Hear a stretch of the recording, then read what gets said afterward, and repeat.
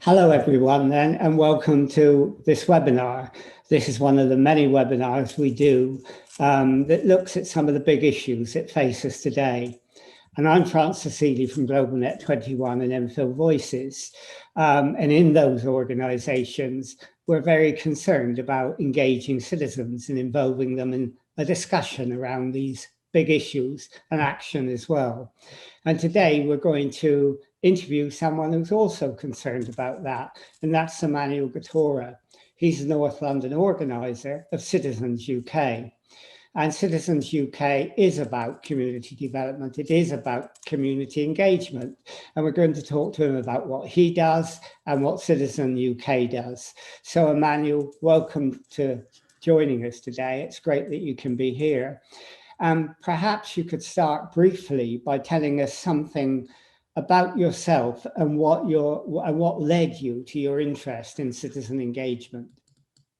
Thanks, Francis, and really good to be here with you today.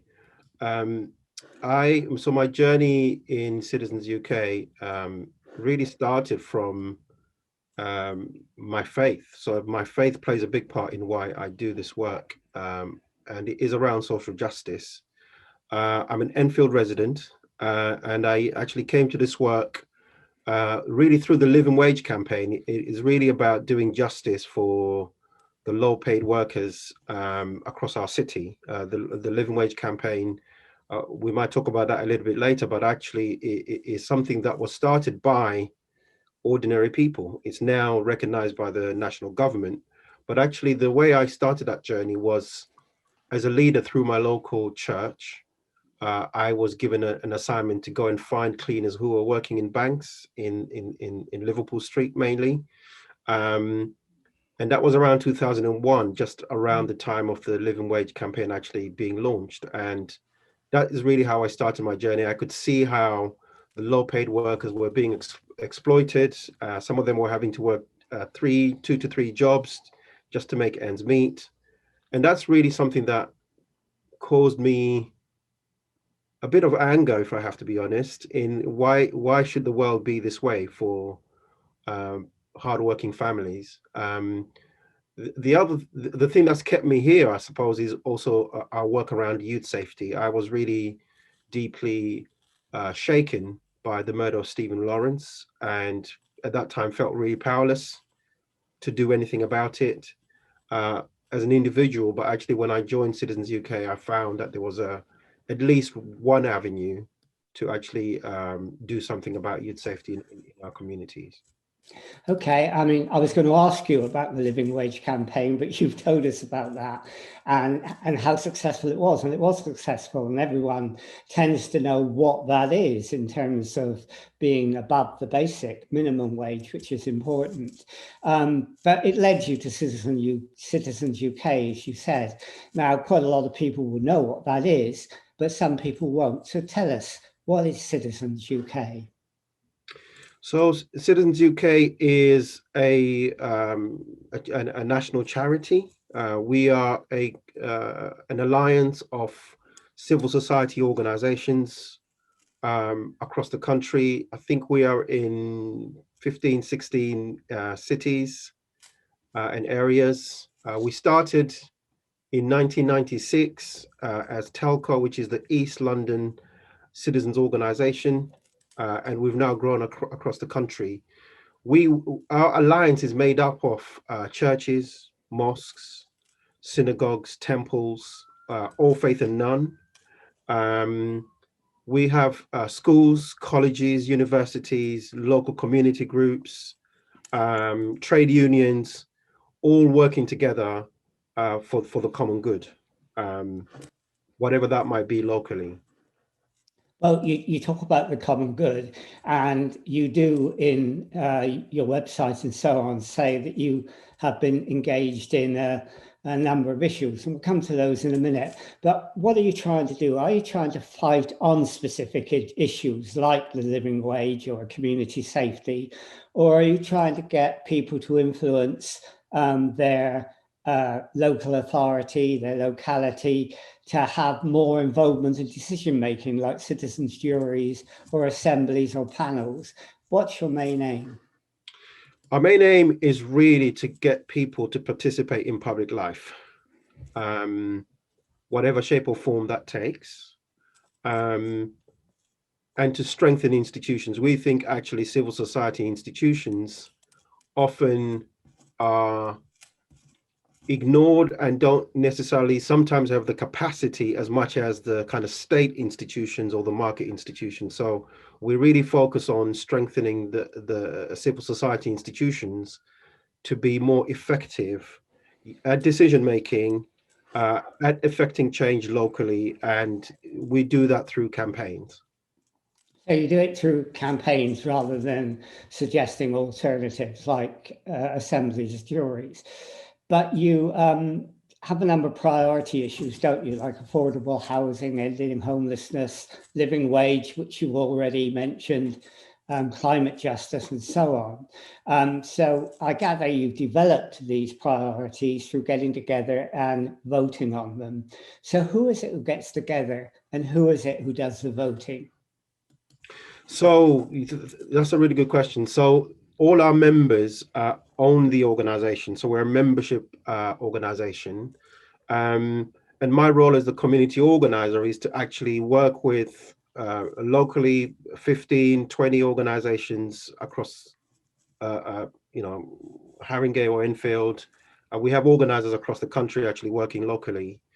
Um, and we work locally to build what we call relational power. And that's really power through story, power through meeting, and finding out about what is putting pressure on your family or what is putting pressure on your community. And that's really how these campaigns started. So the living wage, as an example, started out of a conversation which was asking who's looking after our children. And the answer to that was actually, for most families, no one was looking after the children because the parents were working 2 or 3 jobs just to make ends meet, as I said before. So we come together regularly through membership. And so, we might come together 3 to 6 times a year collectively, but actually we are meeting every single day through face-to-face conversations. Of course, we've had to do those online over the last 18 months or so. But that's really how we build people power, is through story. And it's the stories really that then form the campaigns. If we're hearing similar stories in an area, then we try and find out, dig a little bit deeper to get to the root of things really. Well, there are two interesting issues from what you said. One is this concept of relational community. That's quite a powerful term because lots of people now are looking at how we reform our social services by relational welfare. That, we need to get together, we need to understand the emotive side, we need to get away from the tick box attitude to delivering services and get to know the people who have problems. And you do that, do you? That's what you mean by relational community. You get together to understand. Yes. So we listen before we act. And then we train people. Actually, we train people in our churches, in our mosques, in our organizations, in our schools, young children, even in primary schools. We train them to act as leaders within their community, whether it's the school community or the wider community. And they sit at tables to actually influence. We're talking about services. We're doing some work with Bart's NHS in East London to actually try and shape what the new normal looks like in terms of NHS services. And we really do believe that leaders can be developed, and so we do spend a lot of time and invest a lot of money in actually developing local people to develop their leadership skills. And we say, actually, if you're not at the table, because you need to be at the table to negotiate and to put your thoughts, ideas, and to tell your stories. If you're not at the table, you're probably on the menu, and we don't like being on the menu, because what that means is people are making decisions about you without you. Okay, so I mean, you talk about in Citizens UK about community organising, enabling leaders. You just talked about it now, and for their voice to come together to create strategy to make real change. So, how do you go about finding your leaders, and how do you go about community organising? So the real beauty of this, Francis, is that these institutions already have talented people. These organizations already have people who care about what's on their doorstep, and they care broader as well. Um, and so the way we go about finding people is really through the listening. So the listening really elicits stories, also helps us to discover the leaders who are already there. And what we do as an organization in terms of community organizing is give them a methodology of actually how do you make change. Our argument is, if you want to effect change, you need power. And that's the relational power that I've talked about before. You need power with other people who care about the same thing that you care about. And we usually say, if you can find 10 other people who care about the same thing, then we can start something. We can start a team that can actually work on the particular issue. So when you try to do this, you talked about storytelling as well. And lots of people argue storytelling is very important. It's better than dry statistics because it brings the emotive into it. So what do you mean by storytelling, and how do you get stories, and how do you use them? So we get stories really through the conversation. So, we do a lot of what we call one-to-one or individual meetings. And we train people to do that in their own institutions. But as a professional organizer doing this full time, that is actually part of my role, to have one-to-ones with people in the community, find out what they care about.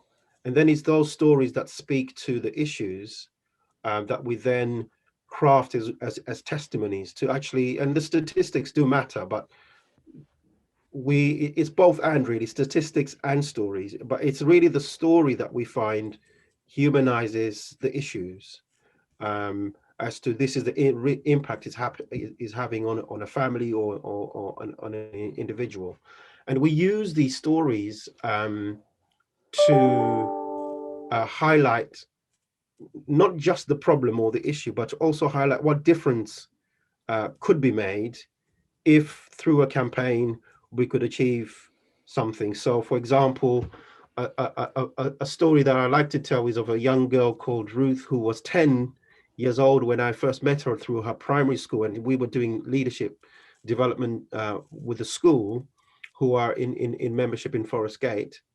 And Ruth's story was that her best friend had been moved overnight because her family could no longer afford to live in Forest Gate, mainly because of the Olympics and the increases in house prices in that area. And she was really angry about it. As a young child, your best friend moving overnight and not even having the chance to say goodbye. And it was that story that then led us to actually create a campaign to fight for genuinely affordable homes on the old West Ham football ground. And we won those 300 homes worth over £100 million out of that story. And Ruth wasn't the only story. There were half a dozen children in the school who really cared about this issue. And the head teacher as well was concerned about the issue that families were being moved, and actually teachers no longer being able to afford to live in London. We are and still are losing professionals because they can no longer afford to live in the city. So that's the way we really harness those stories to make change. Well, that's interesting, because you've actually described not just how stories are important, but how you turn those into a campaign and how you make a difference. And there is a logical sequence in that, which is really good. But when you do training, are you trying to train the whole community that you get together, or are you specifically looking for leaders in that community who will lead that campaign? It's both and, actually. We talk more about relational leadership rather than positional leadership. It's great when you have somebody who's a position holder who understands this and gets this, like a head teacher or an imam or a priest or rabbi or a leader of trade union. It's great when you get people who hold positions, but actually the leaders that we're looking for are what I might call the unlikely leaders, people who don't hold position, but actually could build relationships, and hold those relationships over a longer period of time to actually affect change. And that's the reason we work through permanent institutions, is that actually we want to build permanent power. Okay, so let's take one example. One of your priorities is climate justice.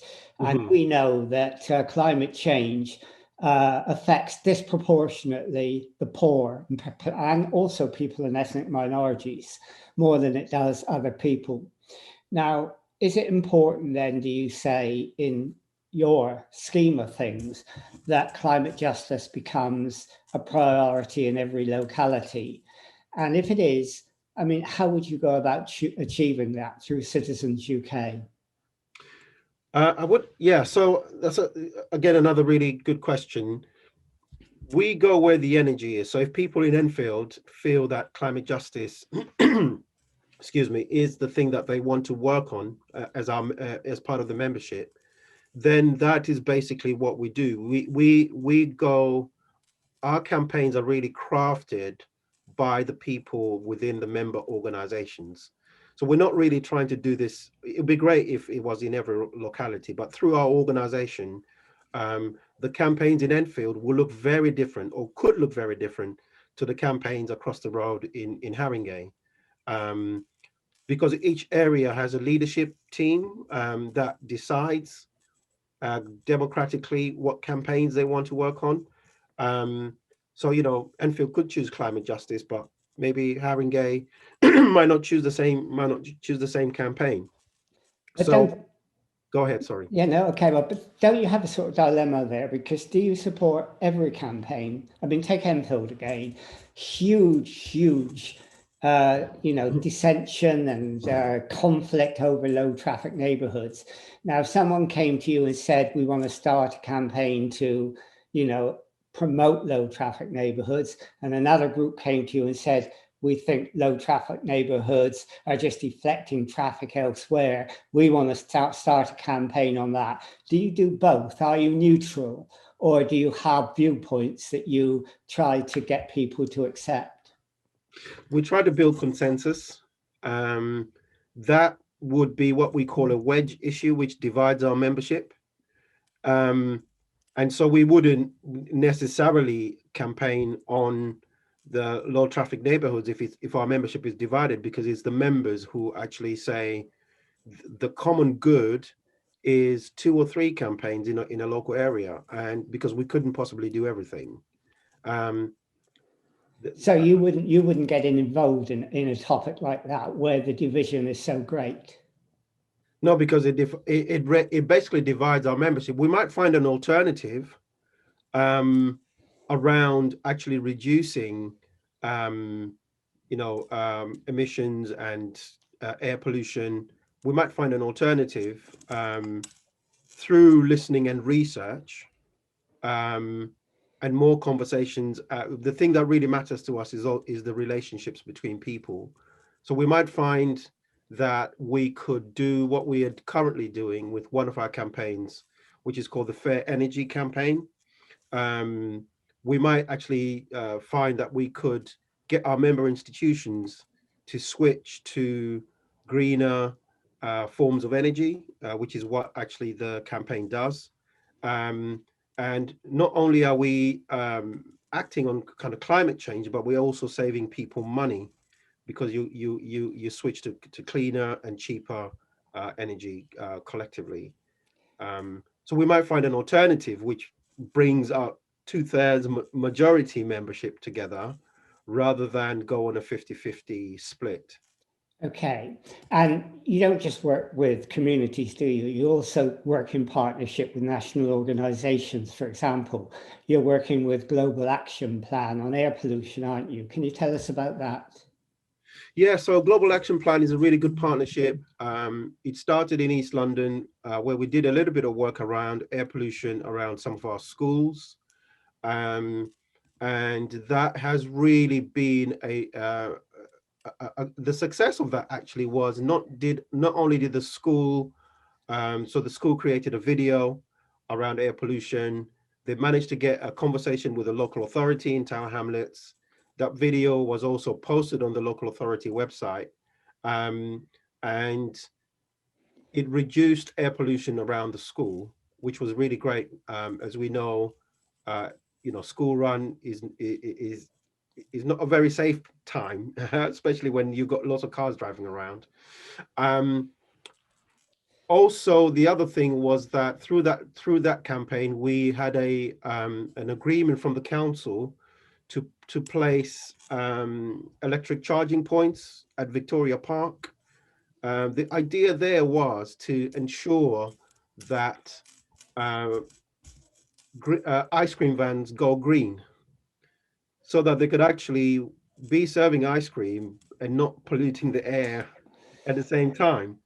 So that kind of green ice cream idea came out of conversations as to what are the specific issues that we are trying to tackle. But the solution was a bottom-up solution from the people who are actually mostly affected, rather than a local authority saying we want a low traffic neighborhood. Okay, well, yeah, I think I'm in favour of non-polluting ice cream. I like that idea.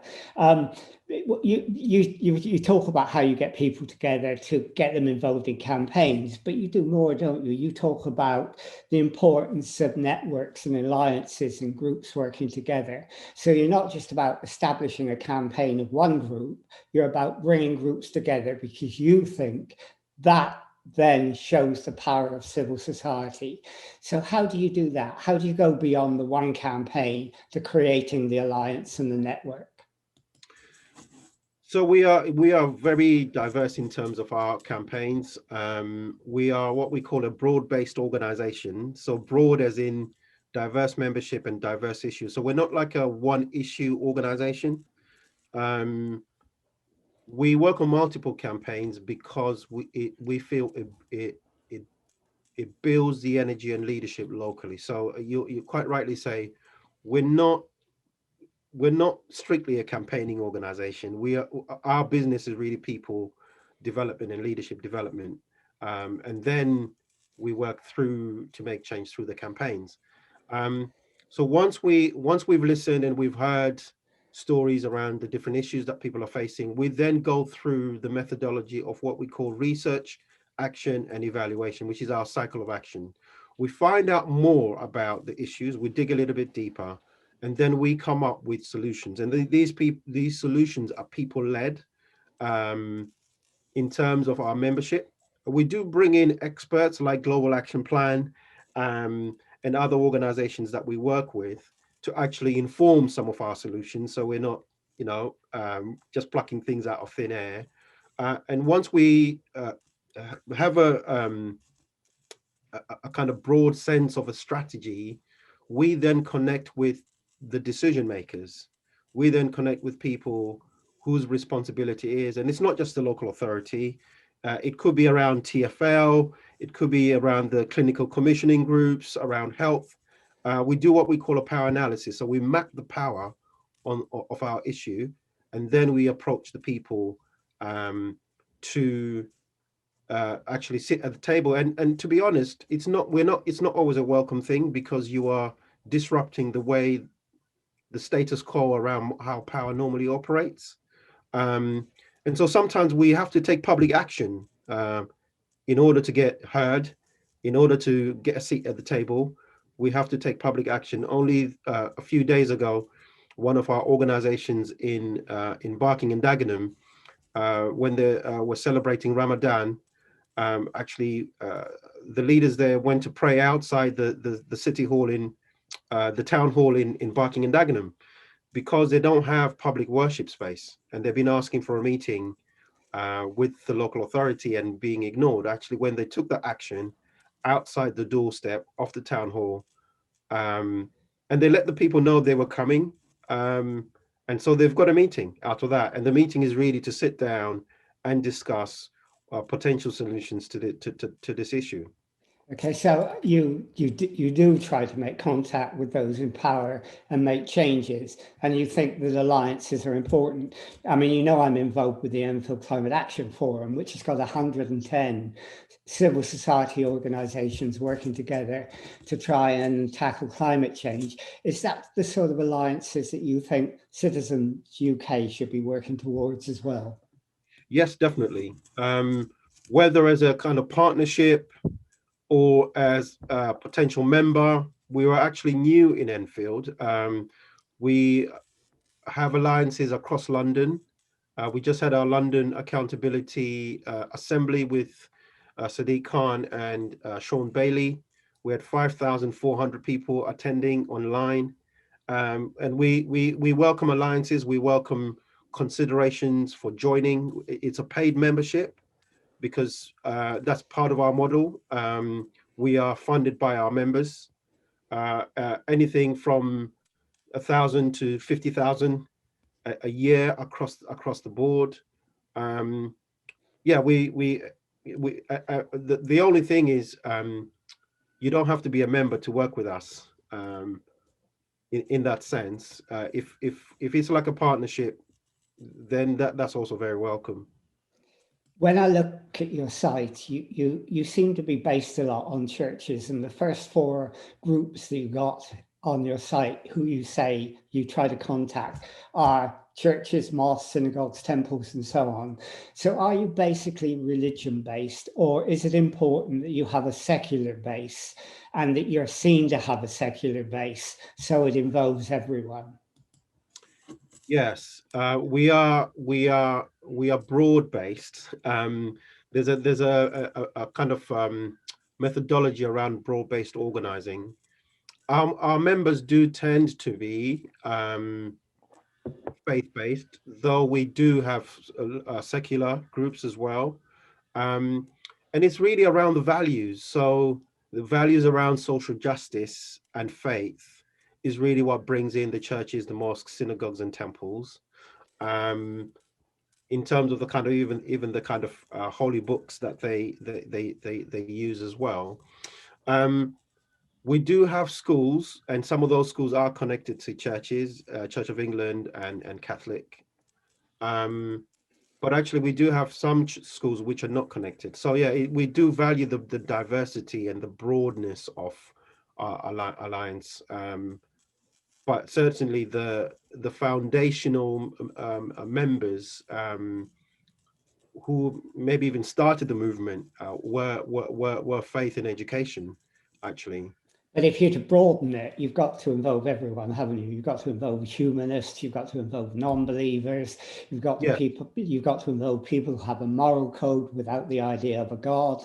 If you don't involve those, you won't be Citizens UK, you would just be a small part of Citizens UK. So you've got to involve everyone, haven't you? Yes, no, and we do. I think maybe I haven't emphasized that we do involve everyone. So all faith and none. You don't have to be a person of faith to be involved. Um, and we do have a lot of different groups across the country um, who are involved, who don't subscribe to any faith. I think the thing that brings us together is really the values around the common good. Okay, and if people join Citizen UK, is it an individual membership or is it a group membership? It's a group membership, so it's the local association that would join as a member because we're about institutional membership. We think it takes the power of institutions, civil society institutions, to actually stand up to the power of state and market institutions. So it's an institutional membership. Okay, I mean that's quite important. So when you're starting Citizen UK in a new area, you're looking for an organisation, are you, that will act as a catalyst rather than an individual? Yes, it's the organizations, but invariably it's also the individuals within those institutions. But typically, when we say members, we're talking about institutions rather than individuals. Okay, so I mean, you've talked about the importance of organisations, and you've talked about the importance of coalitions and networks and alliances, which I mean, I agree with you. Those are very, very important, and that's the way that power should be working with civil society. It should be working with those alliances, because that creates an organic sort of development. So, you know, we've come to the end of this half an hour. So if people wanted to contact you, if they wanted to find out more about Citizens UK, if they were an organisation that would like to start something in their own local area, where would they go? How would they contact you?